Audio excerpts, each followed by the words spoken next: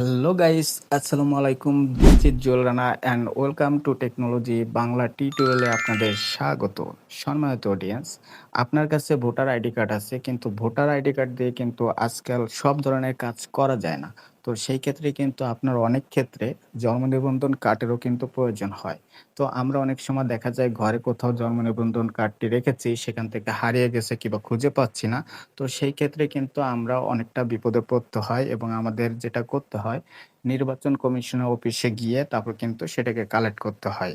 তো এটা একটি লম্বা প্রসেস। তো আপনি যদি খুব সহজেই ঘরে বসে আপনার হাতে যে ফোনটি আছে, সেই ফোনের মাধ্যমে যদি অনলাইন কপিটি আপনার পিডিএফ ফাইল আকারে আপনার ফোনে ডাউনলোড করে নিতে পারেন এবং যেকোনো একটি কম্পিউটারের দোকানে গিয়ে সেটাকে ৳১০ দিয়ে প্রিন্ট করে নিতে পারেন।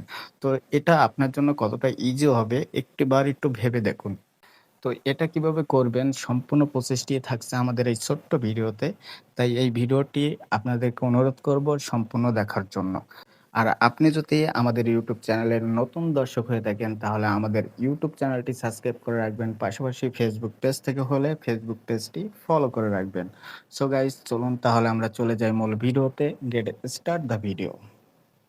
Welcome back. সো গাইস, আপনারা দেখছেন আমার মোবাইলের হোম স্ক্রিন। তো এখান থেকে আপনারা যেটা করবেন, আপনার ফোন থেকে যে কোনো একটি ব্রাউজারে চলে যাবেন। তো এখান থেকে আমি বলবো যে গুগল ক্রোম, এটা কিন্তু বেস্ট। তো আপনারা গুগল ক্রোমের উপর ট্যাপ দিবেন। গুগল ক্রোমে ট্যাপ দেওয়ার পর ঠিক এরকম একটি ইন্টারফেসে নিয়ে আসবে। তো এখান থেকে উপরে একটি সার্চ বার আছে, এই সার্চ বারের উপরে ট্যাপ দিব। তো সার্চ বারে আপনাদের লিখতে হবে ই-ভেরিফাই বিডি রিস্ক গভট বিডি। তো এটা লিখে যখন আপনারা সার্চ করবেন, তো আমি স্ক্রিনে দেখছেন আপনাদের এই স্ক্রিনে যে লেখাটি লিখে দিচ্ছি, সেম লেখাটি লিখে কিন্তু আপনারা এটা গুগল ক্রোমে সার্চ করবেন। তো আমি এখান থেকে এটা সার্চ করছি। তো সার্চ করার পর ঠিক এরকম একটি ইন্টারপেজে আপনাদের নিয়ে আসবে। তো এখান থেকে আপনারা যেটা করবেন, সো এখানে দেখুন বার্থ রেজিস্ট্রেশন নাম্বার, এখানে কিন্তু আপনাদের জন্ম নিবন্ধনের যে নাম্বারটি আছে 17 ডিজিটের, সেই নাম্বারটি দিতে হবে। তারপর দেখুন এখানে ডেট অফ বার্থ। তো এখানে আপনাদের যেটা করতে হবে, আপনাদের জন্ম তারিখটি দিতে হবে, সাল, তারপর মাস, তারপর ডে। তারপর এইখানে আপনাদের একটি ক্যাপচার দেখতে পারবেন। এই ক্যাপচারটি এখানে হয়তো যোগ থাকতে পারে, বিয়োগ থাকতে পারে, এমনকি গুণ থাকতে পারে। তো এখানে যে আপনাদের সেম থাকবে তা কিন্তু না। তো যোগ, বিয়োগ, গুণ যেটাই থাকুক না কেন, সেই ফলাফলটা এই নিচে এই বক্সে দিয়ে দিতে হবে। তো আমি এটাকে ফিল আপ করে দিচ্ছি।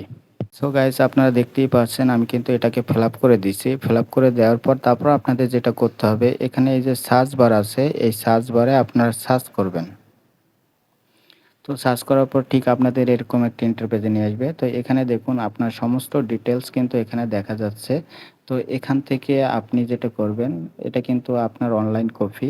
তো এই ক্ষেত্রে কিন্তু আপনি চেক করতে পারেন যে আপনার যে জন্ম নিবন্ধন কার্ডটি আছে সেটা কি আসলে অনলাইন করা আছে কিনা। এটা কিন্তু আপনারা খুব সহজেই এভাবে চেক করতে পারেন এবং আপনাদের যে কাজটি হবে, আমি যেটা ভিডিওতে বলেছি, এটাকে আপনাদের ফোনে কিভাবে ডাউনলোড করবেন।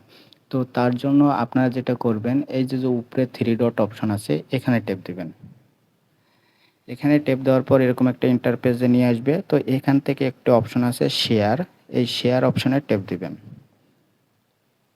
তো শেয়ার অপশনে ট্যাপ দেওয়ার পর ঠিক এরকম একটা ইন্টারফেসে নিয়ে আসবে। তো আপনাদের এখানে হোয়াটসঅ্যাপ কিছু নাম্বার দেখা যাবে। তারপরে এই যে উপরে কিছু একটা লিঙ্ক আছে, এই লিঙ্কটাও কিন্তু এখানে দেখা যাবে।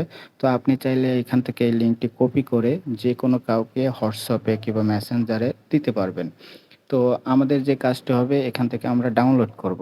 তো তার জন্য আমাদের যেটা করতে হবে, এই যে প্রিন্ট একটি অপশন আছে, এখানে ট্যাপ দিতে হবে। তো প্রিন্টে ট্যাপ দেওয়ার পর এই যে দেখুন পেপার সাইজ, তো এখানে আমরা ট্যাপ দেব।